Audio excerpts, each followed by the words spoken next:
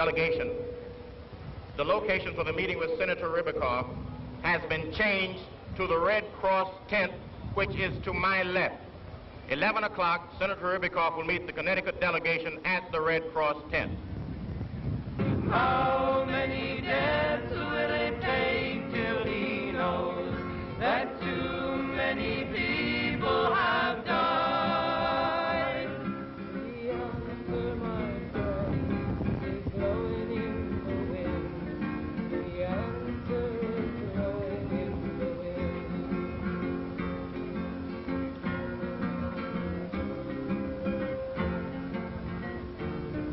The answer is blowing in the wind.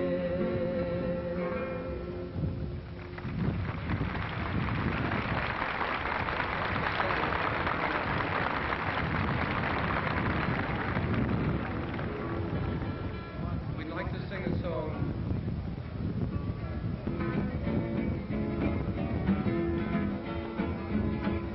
I had a hammer in the morning, I had a hammer in the evening, all over this land. I had a hammer out danger, I had a hammer out of warning, I had a hammer out love between my brothers and my sisters, all over this land.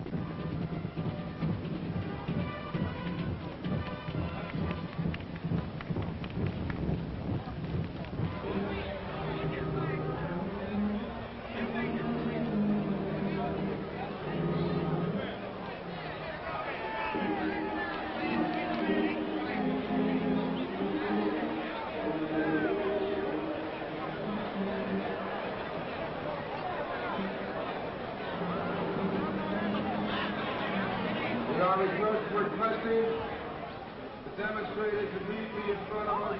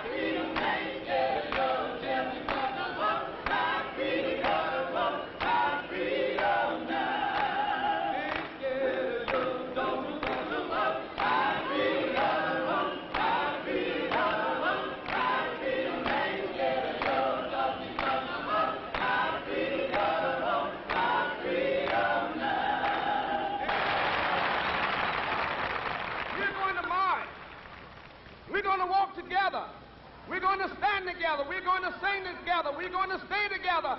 We're going to moan together. We're going to groan together. And after a while, we'll say, freedom, freedom, freedom now.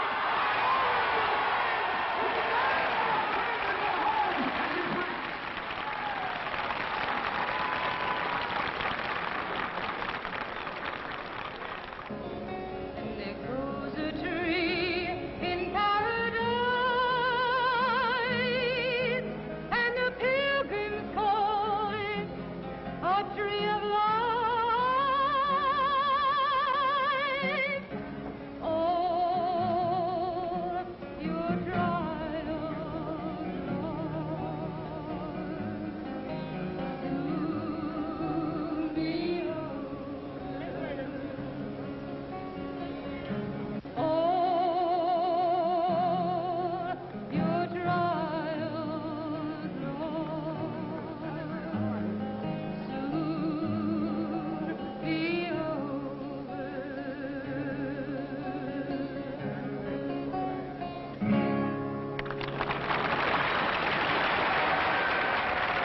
I give you Mr. Burt Lancaster.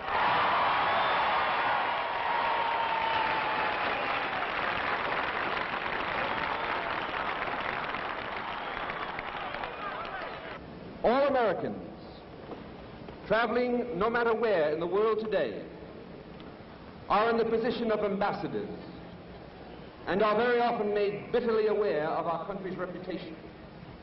It is not easy to be an American abroad, nor is it easy to make coherent to those who are not Americans the nature and the meaning of our struggle. And we are therefore forever indebted to those Americans represented by the March on Washington movement for giving us so stunning an example of what America aspires to become, and for helping us to redefine in the middle of this dangerous century what is meant by the American Revolution. We recognize that it is not only in America that the battle for freedom and dignity of peoples is being waged. The struggle toward freedom on the part of the previously subjugated is occurring in capitals and villages all over the world. It is on our awareness of what this struggle means and in the degree of our dedication to it that our futures and the future of the world depend.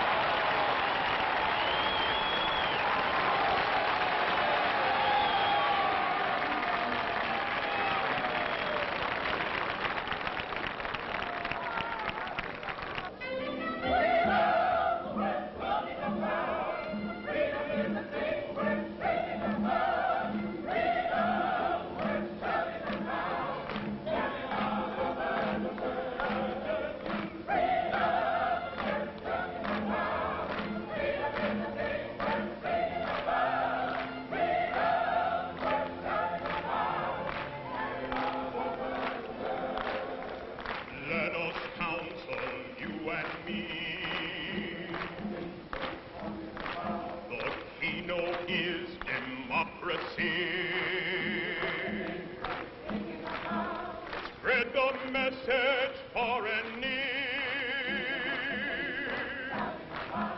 The time is now. The place is here. The acknowledged champion of civil rights in America, Mr. Roy Wilkins, Executive Secretary, National Association for the Advancement of Culture.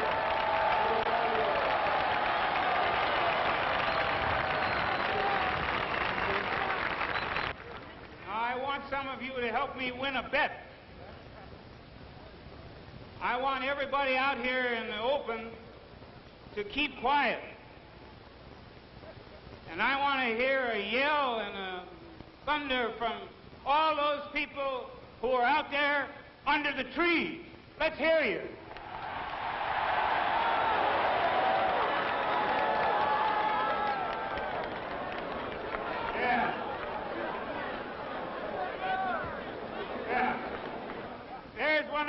in the tree.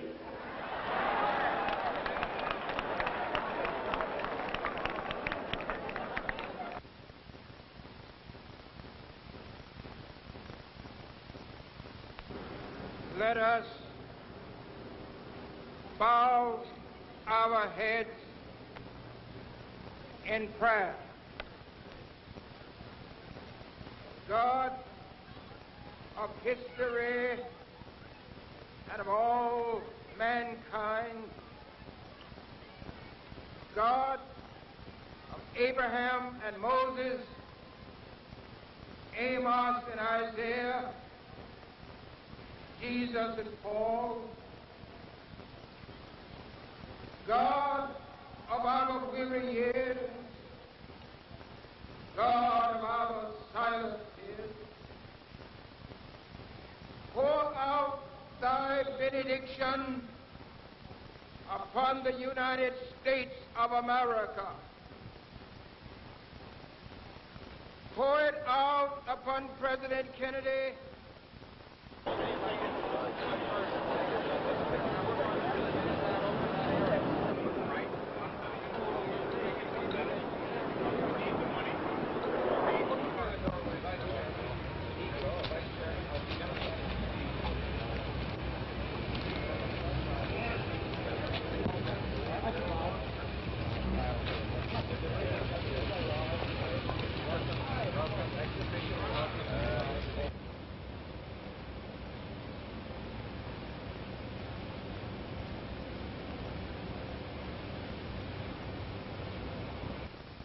However, we know that this is not going. We believe that it's going to have its effect on the image of our country all over the world, because it will indicate that not only are Negroes struggling to achieve a transition from second-class to first-class citizenship, but that our white brothers and sisters are marching arm in arm with the Negro citizens of the country for the purpose of achieving this objective. And consequently, this is and has been a great American experience. I think it... Roman Catholic Group Interracial Commission, which was represented here, that we, I think, proved that our judgment was right.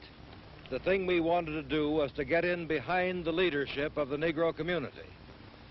Clearly, the religious leader of this occasion was Martin Luther King, and we are proud to have served behind and strengthening the witness that he's been carrying. The other thing is that we did produce a non-segregated march. Find the answers in the light of reason. Can we be certain that the apostles of hatred will not search for the answers in the darkness of night? And I believe that the real significance of what we have started here today is that we have laid the groundwork for the building of a functioning, broad coalition of Americans from all walks of life, from all points of view, from all races and creeds and color, who can carry on not only the common struggle to achieve an effective and meaningful civil rights legislation, but who can do this practical work, the day-to-day job of fighting discrimination in education, in housing, in employment, in public accommodations. And I think this is the true significance of what we have started today. Pleasure now to present the moral leader of our nation, one who has conducted a massive moral campaign in the southern area of the nation against the citadel of racism, Dr. Martin Luther King, Jr. Thank you, Mr. Randolph. I would simply like to say that I think this has been one of the great days of America. And I think this march will go down as one of the greatest, if not the greatest, demonstrations for freedom and human dignity ever held in the United States.